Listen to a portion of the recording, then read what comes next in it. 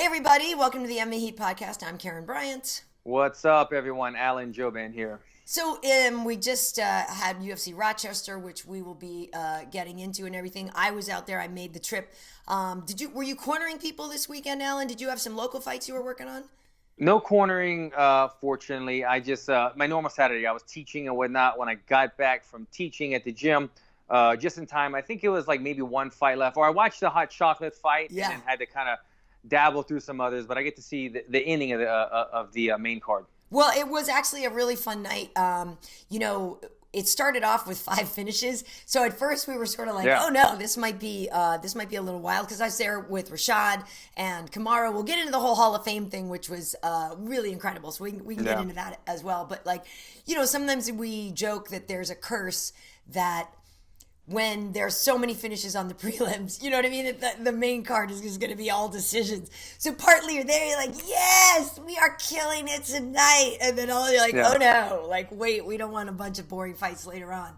But it was really fun. And again, it is one of those testaments to show up early for these fights, folks. And actually, I will say the Rochester fan base was pretty solid at first.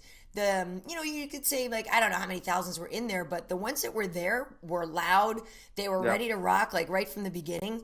And the whole Desmond Green thing. So I don't know if you got to see Desmond Green's fight. Did you see that one on the prelim? So I didn't get to see all of the fight, but to add to what you're saying, I was in the other room doing something because I had just gotten home and I'm trying to get situated. And I could hear my TV. I could hear the audience, the crowd erupting on the TV. Right. And it made me run over there, and I saw Desmond Green was fighting. And I was thinking, okay, obviously this guy is either a local fighter or he's really entertaining. But it made me think, wow, I wish every fight was like this, because to hear the chanting of the crowd, almost like listening to a soccer game when the crowd is really into watching a soccer game, it brings you into it. Yeah. And they were doing that a ton during his fight. But go ahead with this fight. I didn't see the whole thing. Well, that's the whole thing. So Desmond is from Rochester. And a few weeks back when we were in Philly, after he beat Ross Pearson, he got first round TKO.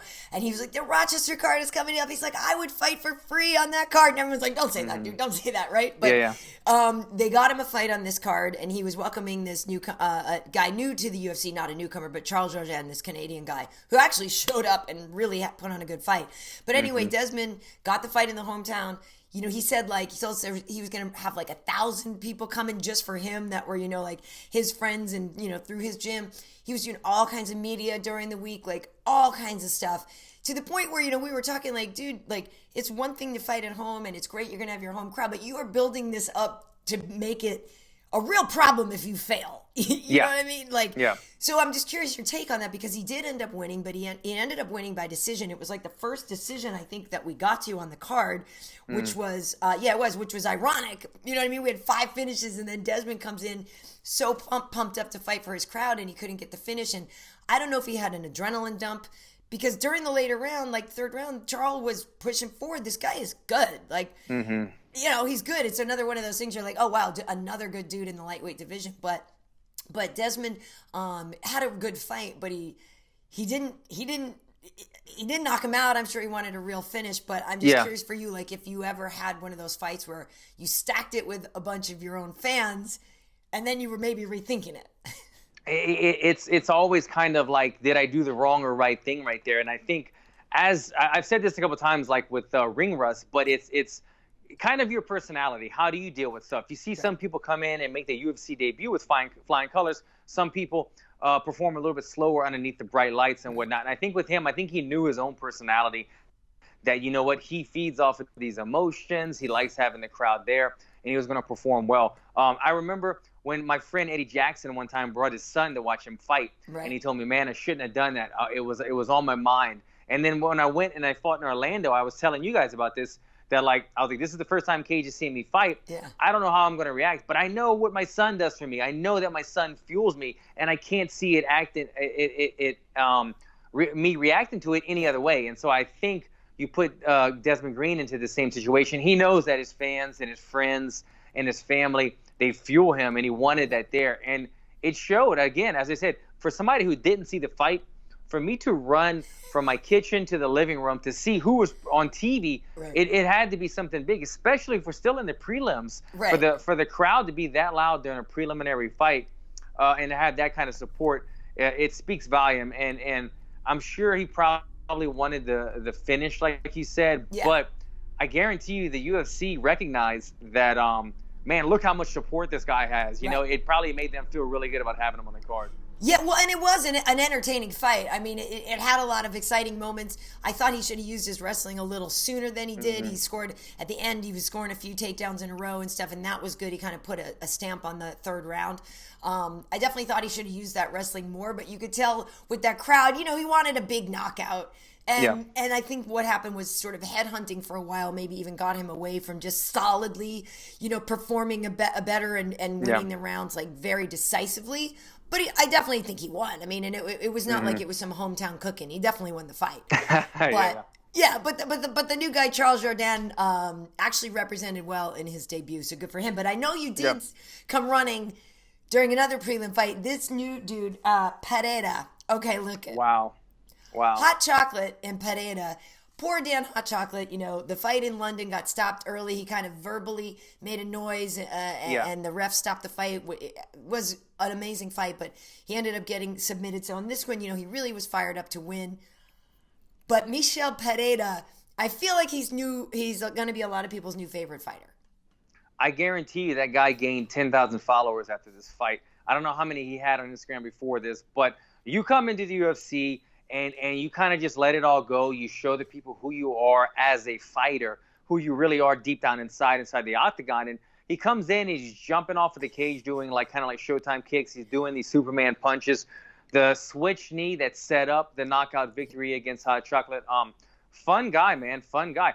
Probably a fun guy to fight. I mean, I say that from outside of the octagon, but when I'm in there with him, if whoever's in there with him, you know that what you're getting in store for. You know that he's going to pull some flashy stuff, some crazy stuff, but it'll be that kind of fight where you can have a little bit of fun with it. The other thing that stood off the page with me, though, for me on him was that he seemed very big, right? I was just going to say he's huge. He's a huge welterweight because Danny is not a small guy. Danny's, I think he's about 6'1", 6'1", tall guy. And he's pretty muscular, you know, not as much up top, but big muscular legs. Danny's he's a fit guy, let's say. But Pereira, whatever his name, he dwarfed Danny. He was a big man, and he moved like a 25er. He moved very well for somebody who has that many fights underneath his belt. But did he end up getting the bonus? Do you know that? I don't. Wow. Not sure about it. Maybe fight of the night was Aspen and Sijara. Right. I didn't see the performance bonuses. I was hoping that he got one. It might have been Pereira and RDA. I'm sorry, I don't remember off the top of my head now. That would make sense. But when I saw that, I thought, you know, wow, what a debut! What a way to get the boss to learn you. Are you looking at it now, or you no? Yeah, hold on. Wade was looking it up. I think it was. Okay. I think it was. Aspen. Yeah, Aspen and Sijara got fight of the night. Performance went to Grant Dawson and Pereira. Yeah, Pereira got it. Oh, so he Grant did Dawson had that finish of Juicy J, Julian Erosa, that head kick knockout. It was it was our first. No, that was Julio Arce who took him out. Sorry, Grant Dawson took out Mike Trezano with a submission in the second round. Submission got performance. Wow, you don't really see that many performance bonuses go to the submissions anymore unless it's something crazy. That's right. It was all prelim fights that got the bonuses. I do remember saying that on the post show. So Grant Dawson, last time he was out, he beat Julian Erosa. This time he beat Mike Trezano with a sub in the second round. But yeah, so Pereira, he is massive. He's massive. Big guy, moves well, and again, what I was getting at was when you come into the UFC, you're one of many fighters. You're one of many welterweights, and you're one of many Brazilian welterweights. Right. But you come in and do some crazy shit like that, and you have a big knockout finish, and you let the UFC and everyone see your energy. They're going to remember you. I remember this guy for sure, where otherwise I probably wouldn't have. So congrats to him. I'm glad he got the bonus. I think he deserved it. Yeah, it was an entertaining fight. I feel bad for Hot Chocolate. You know, you never want to get knocked out in a big way like that. But I did see him later on at the hotel. He seemed like he was fine. You know, his face is fine. Like he wasn't smashed up or anything after catching that knee and the follow-up punches. Yeah. But to your point about Pereira, and you think it would be fun to fight him, I find that interesting because we were saying after the show that a guy like that who's throwing stuff off the cage, he's doing cartwheel kicks, you never really know what you're going to get. Yeah. It's hard to get a beat on him, right? So you're in the octagon, like you don't know where stuff is coming from. We talk about that unconventionality of maybe Elias Theodorou has unconventional things, but this guy's unconventionality made more connections, and he was able to land on you more. And so we were talking about like how just sort of disruptive that is to not fight a dude that's standing in front of you or doing expected things. So how do you kind of, because you don't want to be chasing somebody down. Like, I don't know, do you just stand in the middle of the octagon and be like, dude, at least just come here? Like, what? How do you approach that? I mean, I can't say for sure until I'm standing across from him and I'm feeling how it feels to go against a guy like Pereira. But from watching him, if I was fighting him just from watching him, I think it would be a real fun fight. And I'm not calling this guy out right now because right now he had a big win, but let this guy get some victories and some stuff. Because I'm not trying to fight these like dangerous guys with no reputation or anything yet. But getting at, if I was technically breaking down this guy, obviously you would think that Hot Chocolate would have already been aware of this. They've already been throwing all kinds of switch kicks and capoeira kicks and Sanchez kicks. So say, look, you're going to see some of this in the octagon. Don't get deterred from it. But I could see it at Hot Chocolate that Danny, he looked kind of like a ghost in headlights. When Pereira started moving all crazy, Danny froze up, man. It made him not want to pursue his offense. It made him go into full-on defensive shell mode where you can't fight like that. I feel like if I would have been fighting him, I do that stuff all the time. I warm up with Superman punches. I warm up with cartwheel kicks. That's how I warm up every day. So I'd have been like, okay, it's going to be one of these type of fights. May the best man win. So you got to make it fun, but you have to prepare yourself to physically see this stuff in training all the time so that you don't kind of freeze up like Danny might have during the fight. Well, and he's also, not for nothing, a bad-looking guy. I'm sure a lot of women out there are gonna be a fan. And the funny thing is I guess Pereira used to be like a Zumba teacher or something. We were saying it said in his bio, and we were cracking up. We were like, that would have been wall to wall with bitches up in that Zumba class. Oh my god! Like, come on. So what's funny about it? You said he's not a bad-looking guy. My agency, Jason, over at Soul Artist Management, the one that you already know, but just for the fans that represent me, that represent Luke Rockhold, they got all the big deals. He's signing fighter after fighter right now. They got a good thing going. Right. And he just recently signed Danny Hot Chocolate. I was going to say Hot Chocolate should totally be modeling. So Jason went there with the crew from New York to watch Danny fight because he's a new signing. And obviously it didn't go Danny's way, and pretty much all the energy in the room went to Pereira. But now you're saying Pereira is not a bad-looking guy. I wonder if it might be a little bit awkward for Danny, but if Jason might have had his eye on Michel, what's his name? Michel Pereira? Yeah, Michel Pereira. I mean, it's different though because. We're taking a random tangent here and talking about male modeling, but Danny's body is more of a male model body. I mean, it is. He's long and lean. Pereira is much more bulky. He could be like a fitness model or something like that. Or, I don't see him doing runway. This is such a random conversation, but I do think. This is serious stuff, folks. This is serious stuff.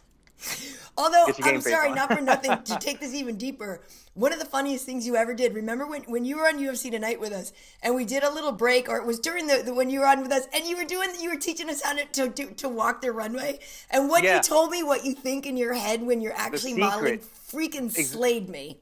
The producers on the show, when I went on UFC Tonight, I was on there with Karyn and DC I think I had, Kenny. It was it was Tyron. It was Tyron. Oh, that's right. Tyron and Kenny. Tyron and Kenny, exactly.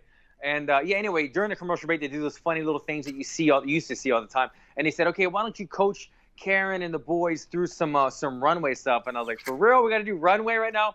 So I told them my secret, and I'll tell you guys my secret. When you're looking into the camera or when you're doing a runway, you got to have a thought in your head because the eyes tell the story to the soul, right? And so you have to pretend like you have a secret in your head. And I told them on the spot, I said, pretend it's something sexual that nobody knows about you but only knew you, And they're like, all right, we're back on. And everybody's strutting their stuff, and Karen's puckering her lips. Tyron was doing his normal kind of like Tyron Willie kind of. Exactly. Yeah. But it was a fun time, man. Kenny went with it. We all had a lot of fun. But, yeah, I didn't know how it was going to go down. I'm glad everybody had fun with it and rolled with the punches. Yeah, it was fun. Those were good times. That was really good times. And yes, a random takeaway from that fight. Congrats to Michel. Leon will be back, and maybe they both got modeling contracts after. Or Roberts will be back. Yeah, but maybe they got something. America's Next Top Model, UFC Rochester edition. Right? Might be onto something. Yeah. Maybe. Well, listen, fight of the night, as I mentioned, all the fights that won bonuses were on the prelims. Sijara Eubanks and Aspen Ladd, fight of the night. This is a rematch. They fought in 2017. Aspen won that fight, and she was the only, Sijara is the only woman in her career that's Aspen hasn't finished, right? She, coming in this fight, was 7-0, 6 finishes. The only one she didn't finish was Sijara. So cut to the rematch. Again, now Sijara is up a weight class because she had, a hard time hitting 25. So she's at 35. I thought she looked awesome. These two just went at it. Sijara started well, but then Aspen kind of turned it around. They went back and forth. But by the end, Aspen, she is so dominant once she gets that top position. And she was really putting the hurt on Sijara. But Sijara is getting so much better, too. She's working with Mark Henry. Really, at the end, it literally got to be like the Holloway, Lamas, point to the middle, rock'em sock'em. They threw down, and I for those who didn't get to see it or whatever, if you go back and you want to watch one, this was a great fight. I feel like so well deserved. They got fight of the night. And what I really want to ask you, Alan, because I know you didn't get to watch that one, but is afterwards today, Aspen Ladd is calling out Yana Kunitskaya, who is another former Invicta champ, who came over, and Yana, didn't beat Cyborg, but she's a tough girl. That Russian girl, beautiful Russian girl who went through that war in Florida. Were we in Florida? Where were we? But anyway, Aspen is a woman who has a lot of buzz and is winning these fights, and who is actually saying, no, I want to take my time getting to the title. But she called out Yana Kunitskaya, which I think is a pretty solid matchup. Yeah, off the top of my head, I can't quite remember which one Yana is. That beautiful Russian who dyes her hair pink. She's gorgeous. Right, but did she wasn't on the card though. No, not on this card. She fought a little while back. Her nose got busted up pretty bad, but then she was fine. Yeah. Gotcha. Aspen Ladd is somebody. I remember her debut in the UFC, or the first fight that I saw rather. In UFC, and I remember being really impressed with her. Just the way she moved, the way that she got in the pocket, the way that she transitioned. I remember taking note about her. And so fast forward a couple fights later, and she's still doing very well. And like you said, she's making intelligent choices about how she wants to get there. And it's good. I always find that I'm not a guy that always makes call-outs, but I like it. I think it's a great thing for fighters. Not only does it promote them well, but it tells you that they know what they want. They know how to get to where they're going, because everybody can have a goal in life, but you got to give yourself a map to get there, a route to get there. And when fighters show me that this is who I want to fight next, and this is the reasons behind it, it shows you this is an intelligent fighter. They know their style, and they know what they match up against well, or they know what they need to get over that next milestone to let people know. So I think it's a good call out for her, and I'll be excited to watch. Aspen's always impressive inside of there. Yeah, she really is. And she's, like I said, she's young, and she's I actually was talking to her, one of her coaches, a decent amount, and just, it's nice. They're trying to do this the right way, not rushing somebody. It's smart. I just wanted to get a reminder, because I think she's only 24, Oh, wow. And 8-0 now. So good for her. But again, she couldn't finish Sarge. So that's Sarge is the only woman, so far that Aspen hasn't been able to put the hurt on. So I think Sarge looked really good in this fight. Like I said, her boxing really coming along with Mark Henry. So I think she'll be great at 35. This was a tough fight for her, but, she even said something like afterwards, well, the extra ducats, the extra cash does soften the blow of the loss. But good for her. Look at Charles Oliveira, still winning. This time he got a TKO, not a sub. Impressive. But Vicente Luque, I know he's a guy that it's funny because when Neil Magny dropped out, you definitely came to mind as somebody that, like, I could see Alan and Vicente Luque going in there and putting on a fight of the night. But he came in, he welcomed this guy, Derrick Krantz, who's actually a veteran, been around a long time, but he got on the show. He was on Dana White's Looking for a Fight. And he got signed, and he actually came out strong, but Vicente Luque was able to get the finish. Guns blazing, man. And I was very impressed. After 30 seconds of the first round, I go, if this guy loses, Dana White, Sean Shelby, they made the right decision. They're happy with the choice, because the worst thing that you want is somebody to step up. You appreciate them stepping up last minute, but they come and just get steamrolled, or they come and they're gun shy, or they just don't perform. All you want it to see is somebody make it somewhat competitive. Make me say, we made the right decision. We all know when we hire somebody to come on last minute, especially when we're picking you out of another organization, putting you into the UFC for the first time in a co-main event or was co-main event slot against somebody like Vicente Luque. We're not expecting you to win. We're not expecting you to even really come close to winning, but we want you to perform. We want you to be competitive. We want you to show that there's spark there, that there is something for the next 2 or 3 fights if you get to stay on. He comes in there, guns a-blazing, crosses the line, hits Vicente 2 or 3 hard times, takes him down, takes his back. I mean, he had Vicente in a very dominant, or he was in a dominant position rather on Vicente very early in the fight, and he was landing some hard punches in a good position to try to work on the finish. You saw Vicente showing the caliber fighter that he is, worked his way out of it, found the finish. He's a very sharp striker. He's got very good submissions as well, very strong guillotines. He's finished Nico, I think it was, the guy that beat me with his guillotine, a very sharp guillotine. But you saw after the fight, he went over to him, Karyn, and you could see, I couldn't read his lips, but I could read his body language. And he was saying, bro, one hell of a fight. You came in on short notice and put me in trouble right away. Like, congratulations to you, man. You got a bright future. It was nothing but respect after the fight, which I love to see. But good UFC debut for a short notice fight in him, for sure. Absolutely, and apparently the story on the looking for a fight is, Dana and those guys, they were looking for somebody else. I mean, they really weren't even looking at Krantz, and he put on a great performance in that show, and then got into his face after and was like, Dana, you got to sign me and all this stuff, and then was really on him. And I guess Dana's like, look, you're 31 years old. I'll tell you his record, because it is actually kind of funny. Like, he's not. His record is 24-10. Like I said, he's not a newcomer. He's a 31-year-old dude with a 24-10 record. Yeah. And Dana was like, it makes no sense at all. You're 31 or whatever, but like, F it, I gotta do it, bro. You know what I mean? That whole thing. So I thought he did a great job. And to your point, same thing with Charles Jourdain, who came in to fight Desmond Green. You would have thought they brought in a dude for the hometown guy to just like get an easy win over this mark. And Charles Jourdain showed up and put on a great show. So I think he ensured himself another fight in the UFC as well. So yeah, I mean, you just don't want to see, like, what was it a couple fights ago when Greg Hardy right co-main evented, right. And you have Dana White questioning, like, who is this guy? Who is this soup can? Right. And who did he beat to come in and get steamrolled like that? It makes the fighter look silly, but it makes the promotion look even sillier for believing with not doing their due diligence and doing some hardcore research. These guys came in, they performed. It ended up being very entertaining fights, which I didn't think we were going to get. So congrats on them. Well, we had another newcomer, a debutante, Felicia Spencer. She was actually the Invicta featherweight champion. She vacated that when the opportunity came to come to the UFC. She had just won it, and I know she was saying to Shannon, like, because Shannon runs such a great organization with Invicta, and she's like, look, I just, I'm your champion now. I feel so bad. I don't want to vacate. I don't want to leave, but UFC is calling me. You can't say no. And really, Invicta is a feeder league, and I mean that in the most respectful, best way possible anyway. We have so many women that have come from there. And this was a really cool opportunity because both of them are former champions in Invicta. So she came in to fight Megan Anderson. Megan has a lot of, I don't want to say hype because that's just, I don't want to sound disrespectful, but, there's a lot of buzz, a lot of expectation on Megan.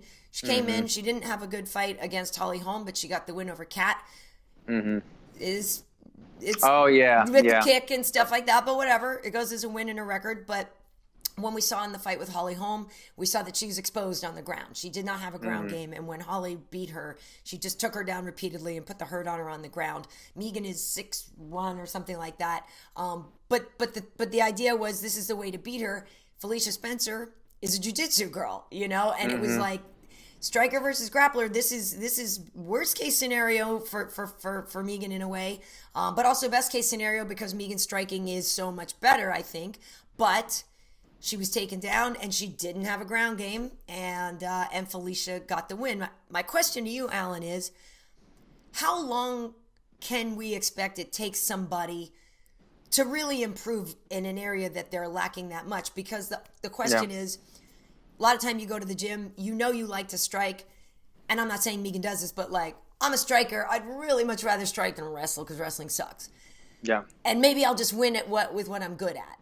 Mm-hmm. But also, if I know I have this glaring deficiency, I got to fix that. So how long does it take? Yeah. I mean, I wish there was an exact answer, but honestly, the first thing that pops to my head from my experience and having coached others and seen other people's progress inside of the UFC, 2 years.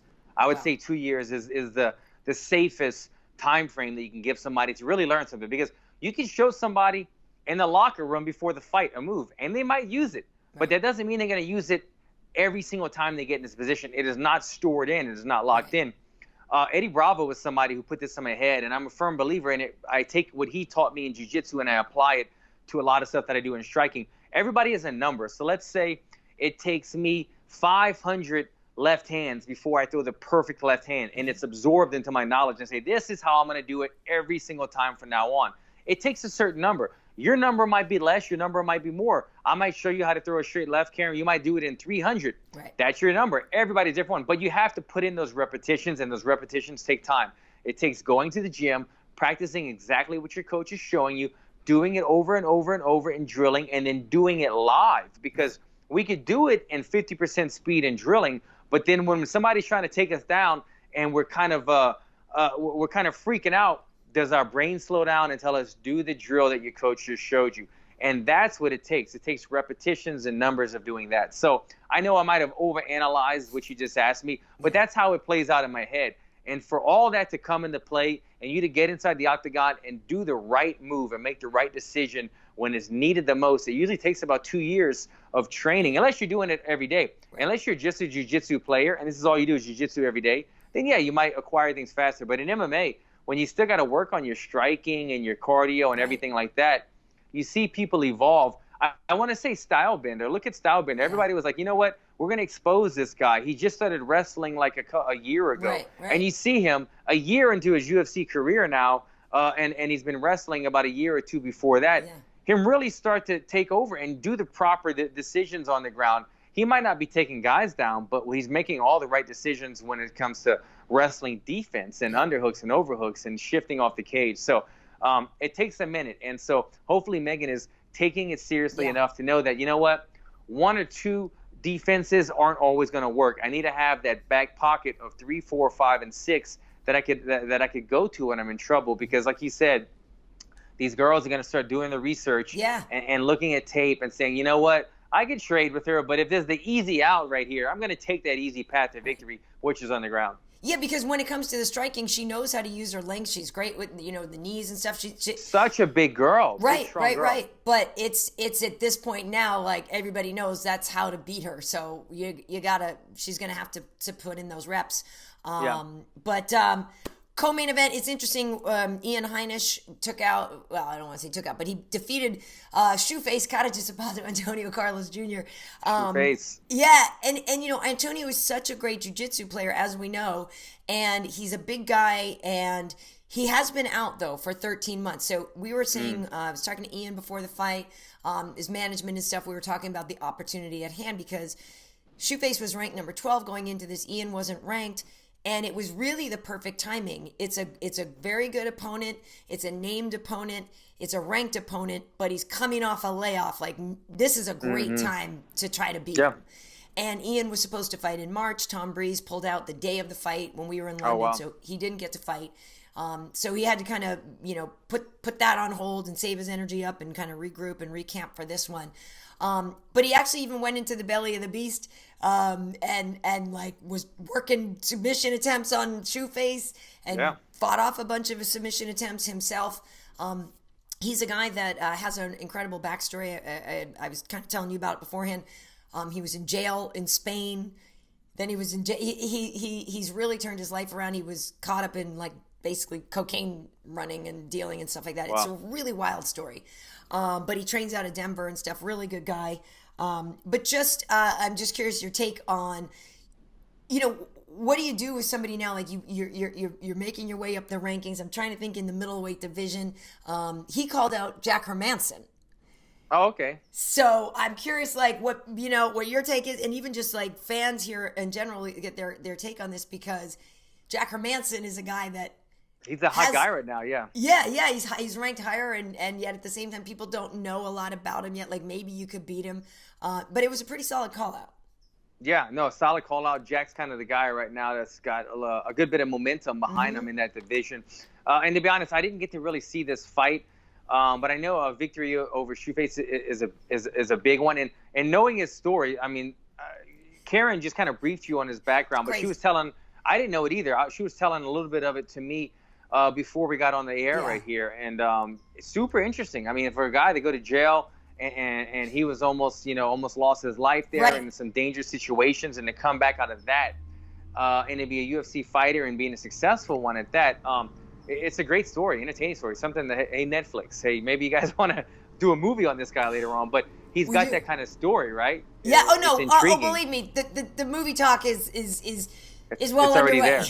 There. Yeah. So he's a guy that, they could start doing like a documentary on or something, but an intriguing fighter and a good call out for him. I mean, he should just continue the momentum. If he's not hurt from this victory and a good win over a ranked number 12, I think he was ranked Shoeface number 12. Call out a big name like Jack, man. Jack's a guy that just came off of some big wins himself, work your way up the rankings. Shoeface, by the way, folks, I never knew what Karyn was saying or what everybody was saying. Shoeface, this is not a good nickname. It's kind of a bad one, by the way, guys. Shoeface, like a shoe on your feet. He's got a long face. They call him Shoeface. That's the name. Just so you know, I never knew what she was saying. I thought she was saying shoot, like shoot a gun face or something, but no, it's not.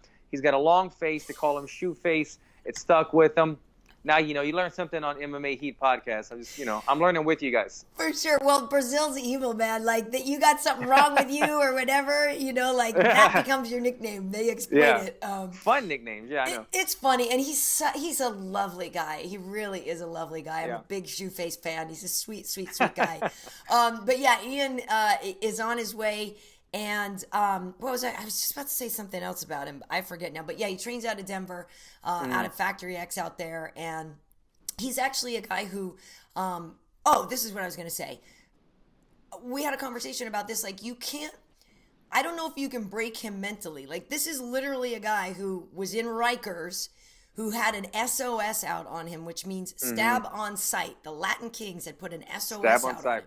He said he spent a night in Rikers running through things, shadowboxing in his cell, all this stuff, because he thought in the morning when the doors opened that he was going to have to fight for his life, and, that he, was potentially going to get stabbed and all this stuff. Like, he's had to be in prison fights and stuff like that. So I'm like, yeah, I'm pretty sure that when he goes out there to fight in the octagon, like, you probably won't break him mentally.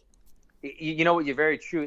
Anytime I hear something like this, a story like this, it reminds me of when Brian Stan fought Chael Sonnen. And Chael Sonnen, the master of getting in your head, the master of getting underneath your skin.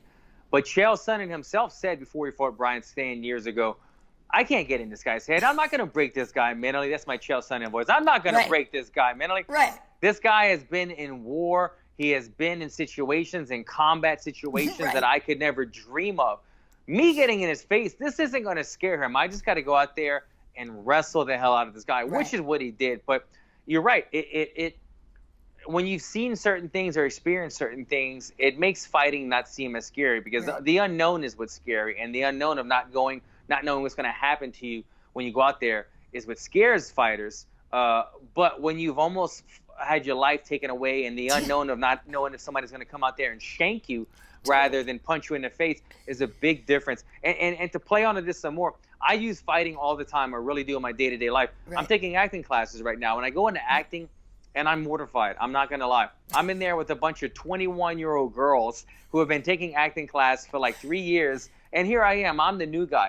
And I'm scared to death to get up there and have to act. But then I go, you know what? I'm scared to act with these young girls who have been acting. But I get in there and fight for my life all the time inside the octagon. So I say, you know what? This is not scary. I do scary shit all the time. This is just nervous energy that I'm feeling. So take your experiences in life and use them for what you have in life to channel your nerves. Once again, guys, you're learning all kinds of stuff on the MMA podcast. You didn't know are you getting this stuff for free, guys? This is a free show you guys are getting right here. You never know what you're gonna learn. You guys are so Unbelievable. lucky. We taught him about male modeling. We taught him about. It's all over the place today. Man, but to you're your welcome, point, guys. and I'm guessing you're not having any problems getting scene partners in your acting class? No, it's going pretty well. I don't know why. Nicole's going to be like, seriously? Nicole's going to be taking acting classes soon, too. I love it. I love it. All right. So the main event, though, Rafael dos Anjos got back. Oh, yeah. Alan was. Wade's going to take some acting classes, too, with you. No, it's full. Class is full. Oh, you need. No, okay, next you to him. Next to him. Yeah, next to him. Okay. But yeah, no, Rafael dos Anjos, main event. You know, this is a time when it was do or die for him. You know, we've said that before, but twice before in his career, Rafael's been on a 2-fight skid. Twice before he was able to turn it around. He said his first 2 fights in the UFC he lost. Then he became a champion. He lost his first 2 fights when he moved up to welterweight. Then he figured it out. But he had his back against the wall here, and he was welcoming Kevin Lee up to a new division. But, you know, Kevin had that loss with Al Iaquinta. Great fight. But, you know, Kevin has a lot to prove moving up to a new weight class. Rafael ended up getting the 4th round submission. I'm curious what your take is because, of course, those are boys in your division. Interesting fight. Let's see. Where do I begin? I didn't have a dog in the fight for this fight per se, but I did see these guys in certain lights. So I'll start off with RDA. I saw him as, even though he's on a 2-fight skid, Rafael dos Anjos, and he's also been a former champion, even though those are 2 very drastic different places to be in, I feel like he's much more of a consistent fighter. I feel like we always know what we're going to get with him. He's going to come in there. He's tough in every area, whether it be the grappling, whether it be the striking, whether it be the cardio. He's tough in every area, and he's going to make you work. And he's not easy to put away. He's not an easy guy to put away. A few guys, maybe Eddie Alvarez, knocked him out or stopped him. But when Usman was in there, they went 5 rounds. When Kobe Covington was in there, they went 5 rounds. He's a guy that is very competitive to the very last end. And my question was, is Kevin Lee's experience and offensive talent enough to put RDA away? Because Kevin has shown streakiness somewhat in his game. Very strong, very athletic, very explosive early in the fight. But he's kind of a guy that likes to be the hammer. And when he sees that he's not putting you away in the first or second round, he could start to transition into the nail. And I've seen that out of him. And I don't want to say anything disrespectful about Kevin Lee. Not only just because he's a fighter, but I like him, man. I really like Kevin Lee, right? We've talked about this before. Good dude. He's got a good dude. He's got an energy about him that even though he's brash and arrogant, and you see glimpses of Floyd Mayweather, he's like a fun guy. And you know what? You can tell that the guy's fun. He's good for the sport. He's good for the UFC. He's a sweetheart, too. He's a sweetheart. He bought his mama a house. He's a sweet kid.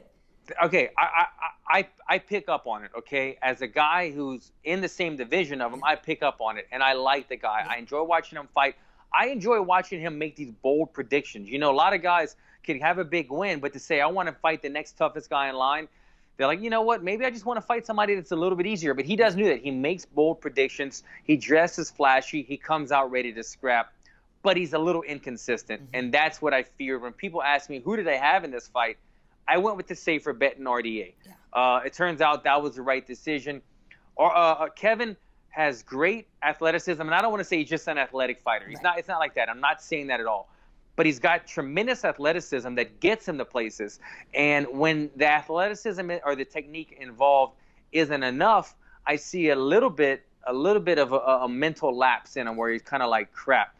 Because at the very end, I do feel that he broke. And I feel like RDA could probably break a lot of fighters. But when he went for that takedown and he transitioned to a second takedown, now it's like, all right, I'm going to go for this is a last-ditch effort. I'm going to go for that single leg.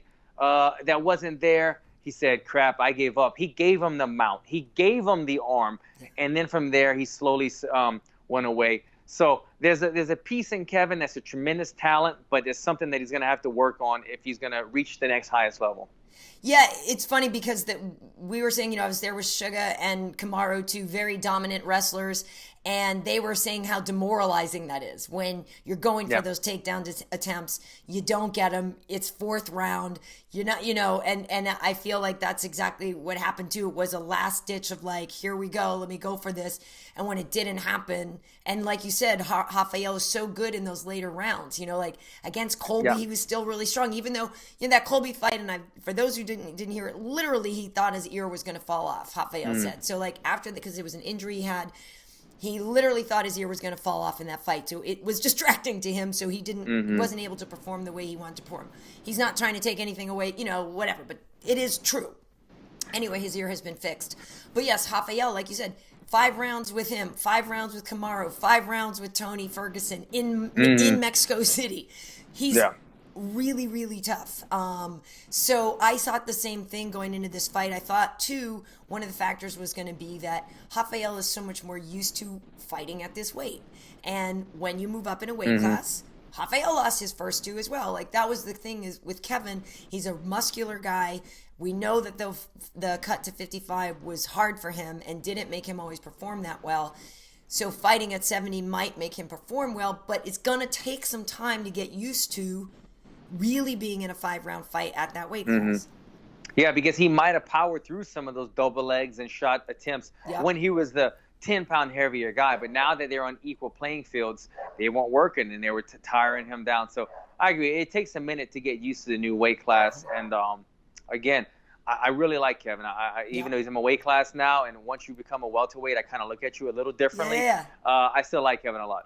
He's great, and maybe he knew that too, right? Strategically, because he started pretty fast, and that first round, those 2 definitely went for it, And we were thinking, part of you in your head is like, I wonder if he should pace himself, because has he seen Rafael? But then on the other hand, you're like, oh, maybe he's seen Rafael, and that's why he's not pacing himself because he wants to try to blast him quickly. And I don't want to dig at Kevin too much on this. Because, look, we all, when we're hurt, when we're tired, we react different ways. But if I'm going to be an analyst and pinpoint things from the outside, I would tell him that he needs to find a way to work on not showing his cards when he's down and out, when he's tired, when he's mentally not there. Because I feel like I see it in all of his fights. Man, he is confident in the first, second round or 2. But even like with Al Iaquinta, when Al Iaquinta started popping that jab and busting him up, you can see Kevin's face, man. His face is saying, man, this isn't what I expected. I thought I was going to be winning. And it gives you confidence. If I'm seeing it from watching it on TV that, man, this is giving the other guy confidence. And your opponent right in front of you feeling that energy is going to pick up on it too. And I think opponents are picking up on that. So just a little note for him. And it's not a lot easier said sitting here than it is done being inside the octagon for him. But it's something that he needs to work on because opponents are definitely feeding off of that energy when he kind of shuts it off. Yeah, agreed. But I like Kevin a lot too, and he has a lot to deal with. I know this is like the prison theme on the show, but I guess one of his brothers is doing time. He's got a younger brother who is an aspiring fighter, so he's helping him. Like I said, he moved the family from Detroit, bought his mom a house and stuff. He's a good kid. And I think that, people kind of maybe give him a grief. Oh, he's so cringy or whatever. He's not. He's not cringy. I don't think so. He's a good dude. I like Kevin a lot. And for Rafael, this was risky because obviously Kevin is a name. He was ranked at lightweight, but coming up into welterweight, not ranked. Rafael was still number 3 going into this. It doesn't necessarily propel him forward. Certainly holds his place, though, and is, I think, a very good reminder because Kevin is so good. Very good reminder of just how good Rafael is. So I don't know who you think he should fight next. Because probably Colby should be fighting Kamaru. Kamaru is can't fight quite yet, but I don't know what you think should be next for Rafael. Yeah, I'm not sure, to be honest. I think you're right. I think this was a bit of a dangerous fight, but when you look at it from dangerous fight perspective, his last 2 losses came by the hands of wrestlers. Kevin Lee could be considered a wrestler, grappler. He's pretty well-rounded, and I wouldn't consider Kevin a wrestler because he uses it, but he uses everything else very well. So it could have been a dangerous fight. But also, you look at it from RDA's perspective, the UFC probably came to him and said, look, we got Kevin Lee. He's coming up a weight class. Kevin Lee's track record if you're RDA. He's kind of hit or miss sometimes. And it's his first time fighting at 170. This is going to be a main event slot. You can get your name back out there. and I think it's a good fight for you. It's probably how they sold it to RDA, and he's probably say, yeah, you know what, maybe in the lineup, as you said, it doesn't really make sense, but in terms of just getting a fight, getting a win, getting momentum underneath my belt, it's a great fight for him, and it turned out to be so. So if he's going to be sitting on the shelf for a minute, he's got a big win underneath him that kind of keeps him going, rather than if he had fought the number, let's say 6 or 7 guy, and still not win anywhere. So it was a good win at the end of the day. I think good business decision, at least. Yeah, for sure. There was a rumor, or not even a rumor. He said that at one point they even threw Nick Diaz's name out there for him. Oh, wow. But, Nick's not really fighting and stuff. And then I don't know if Santiago Ponzinibbio was a consideration, and it didn't work out. But that is something that could be coming up. I know that's something, actually, Vicente Luque, I think, called out Santiago for the show in Uruguay that's going down this summer, which would actually be pretty dope. That'd be a striker's delight. I would totally watch that. Yeah, that's a fight that makes sense. And, that I think that's a good fight. Yeah, well, Rafael, though, also to your point about staying active, he's got a baby that was just born not long after the Colby fight, I think it was. And so he's got a family. He's got 3 kids and stuff. He's like, no, I got to put food on the table. I can't sit around and wait for a fight, That's part of it, yeah. So parabéns, Rafael, also just another great guy. I agree. We're fortunate that we have some really solid people here. So all in all, Rochester was cool. The fans were cool. Trying to think if there was anything else random that happened while we were there, but I don't think so. But it was just all around a good time. I think the Rochester crowd was pretty solid, so thank you. Good. Yeah, I've never been to Rochester. I think it's like 5 or 6 hours from the city. Is that correct? From New York City? I don't know. I flew to Chicago first, and then Chicago. Yeah, it's just a short hop to Rochester. Never been. I hope to get the fight. I saw on the telecast or whatever that I didn't realize they had that many events in New York. I think they were showing before the fights that they have had like 8 or 9 events in New York City. Right. Thus far, which is Laura tremendous. did a thing on there. We're talking about it because we've been in Madison Square Garden a couple times. Then we've been in Utica. Then they've been in Syracuse. We were out on Long Island. That's a lot in a short period of time. Yeah, so they're actually once it got legalized. Yeah, we've been in New York quite a few times. They're making up for lost time. Yeah, good for them. So I know we were talking about this earlier. You saw over the weekend that ONE FC also had some fights, and man, you got to watch. If you got a pretty face these days, you got to be careful because Sage Northcutt, man, did he eat a bad one? And not only was it a bad knockout, but medically he had a lot of stuff done to him as well, right? Yeah, so he was fighting Cosmo Alexandre, who is a Brazilian guy. They definitely didn't give Sage an easy fight. Like, because when I was talking to people, like, wait, he fought who? They were like, wait, okay. And it only took, like 29 seconds. And when you saw it there, in general, I think Sage is a person who, in a fight, doesn't always look like he's ready to get hit. I'm not saying any of you guys want to get hit, but, like, is a person who has shown some hesitancy and this and that. Anyway, Cosmo just clocked him. And dropped him within 29 seconds or something. And when you see the pictures that Sage put out, he's in the hospital bed. There's these, x-rays of his skull, supposedly a 9-hour surgery, 8 different fractures or something in his face. This poor kid. That's scary, man. I have to say, though, I'd be surprised if we ever see him fight again. I know he signed this new contract with ONE, but I don't know how he's going to feel and how good he'll feel about doing that. And I don't know, some of these people say when you break a bone and you heal it, it's actually stronger. But this is a guy who could just go on and be, let's bring it back around to modeling. He could just be a fitness model. This is a dude that could be making calendars and fitness modeling and all that kind of stuff instead. I got a lot of friends up in West Hollywood who would buy a Sage Northcutt calendar like yesterday. And so I feel like this is a guy who maybe we won't see in the fighting again. I don't know. I'm very curious about what you're saying right now because I agree. The injuries are the most disturbing part. Fighting is fun, and fighting is like you show who you are. But it's the aftermath. When you go to the back and you realize, these guys were tearing up their bodies. It's just the adrenaline that kept them going. Yeah. But afterwards, you see cue the sad music where they're all busted up.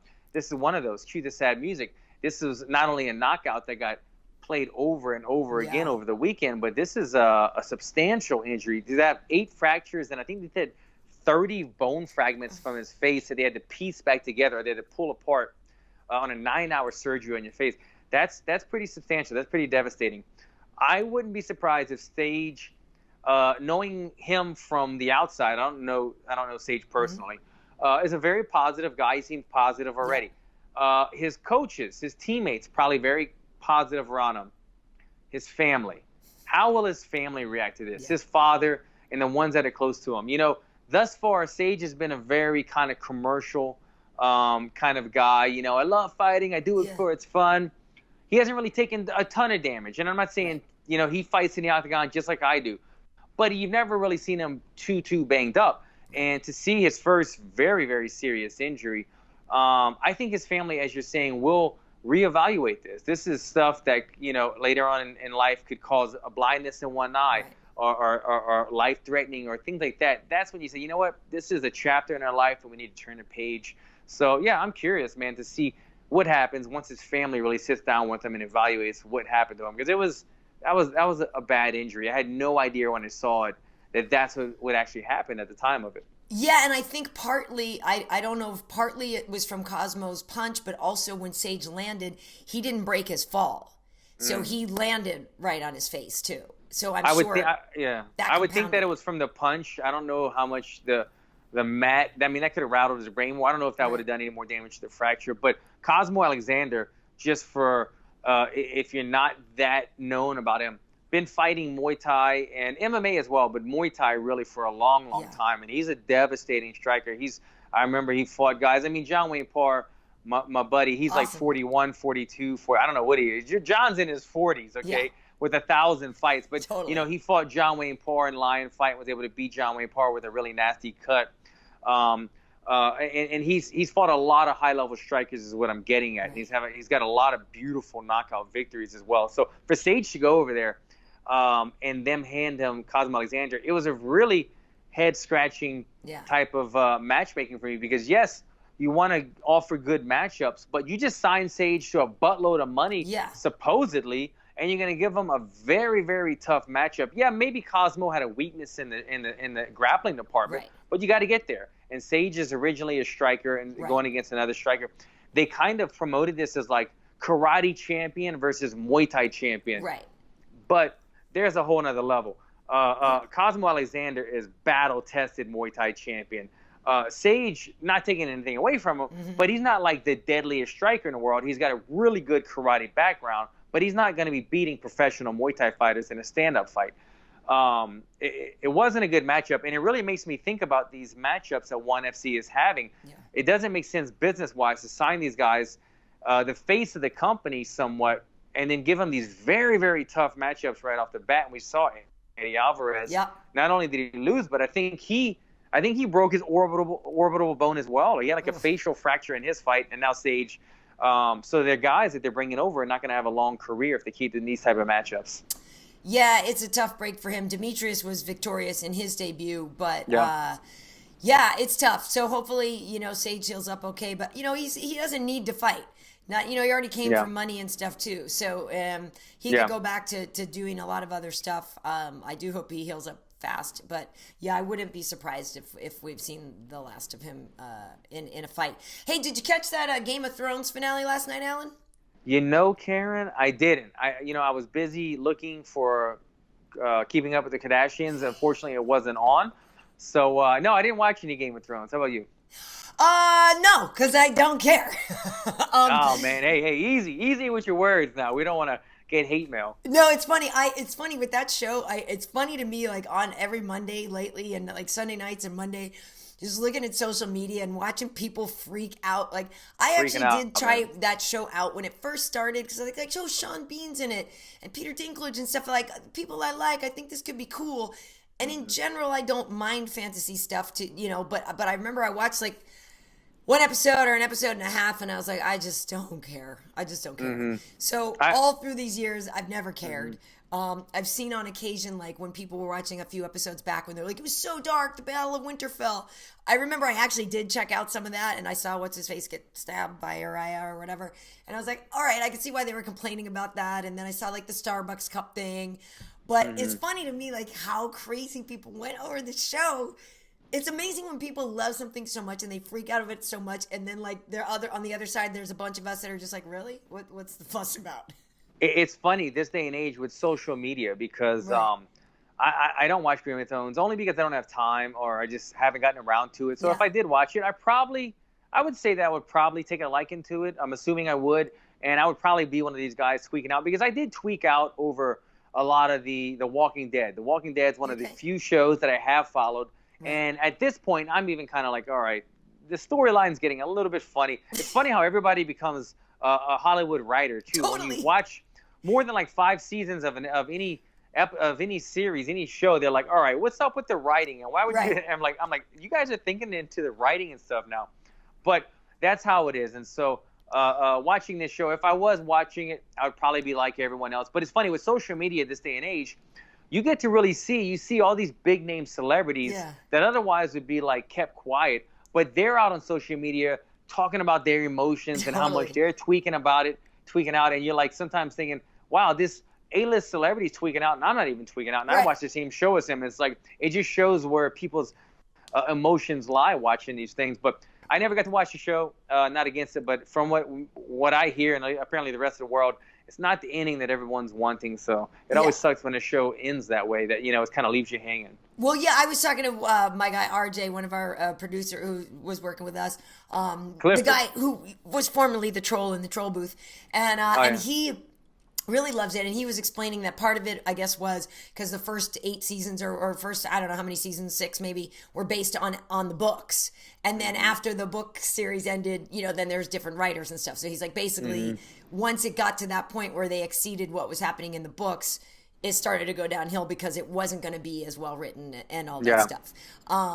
But whatever. But it is fun. I guess for me initially when it started, there wasn't anybody I really related to on the show. And that's not to say I have to watch a show with somebody that I totally relate to every single time. Because I love Killing Eve, and I'm pretty sure I'm not a serial killer and a There's hired no assassin. light-skinned black girls with curly hair. Yeah, No? I know, right? No. I guess there was eventually some chick on Game of Thrones, Oh, but anyway, it just didn't draw me in or whatever. But like I said, Killing Eve, like I sit here and I freak out because there's only like 1 episode left and this season, and I love that show, so that's bumming me out. But Memorial Day weekend coming up. What are your plans? What are you doing? I don't even know, Karyn. One thing about me is I never know like holidays or upcoming schedules. I'm not that type of guy. So that's this coming weekend, I'm assuming, is Memorial Day weekend. I have no idea. I think my son has about 1 week of school left, so we got to get him enrolled and all this stuff. Right. But no, man, I'm gonna kick back and enjoy with the family, I guess. I'm going out to the desert, going out to Palm Springs. I could have guessed that. I guess. Yeah. I should have guessed. You know it. It's sort of like, oh, wait, there's a chance to go be Yeah. somewhere warm by a pool with a cocktail. Thank you very much. Yeah. So, yeah, we'll go out there and kick back. I'm looking forward to it. Hopefully the weather's good. I'm not on the gig for a while till, I guess my next one's like Greensboro because there's Sweden coming up. I would have loved to go back to Sweden, but I'm not working that show. But that would have been a good time. But anyway, all right, Alan. So in the meantime, if people need to reach out to you about more questions about male modeling and stuff, where should they? Don't be shy, guys. I could answer. I'm a master. I'm a black belt in every area of it. At Alan Jouban across the board, all social media. Check it out. All right, and you can find me, KB Heat on Instagram, Karyn Bryant everywhere else. Obviously, MMA Heat we have going all over as well. And for those who don't know, if you want to just listen to this, you can find it at MMA.audio. There's links to all of the downloads. So thanks for tuning in, and we'll see you next time. Take care, guys.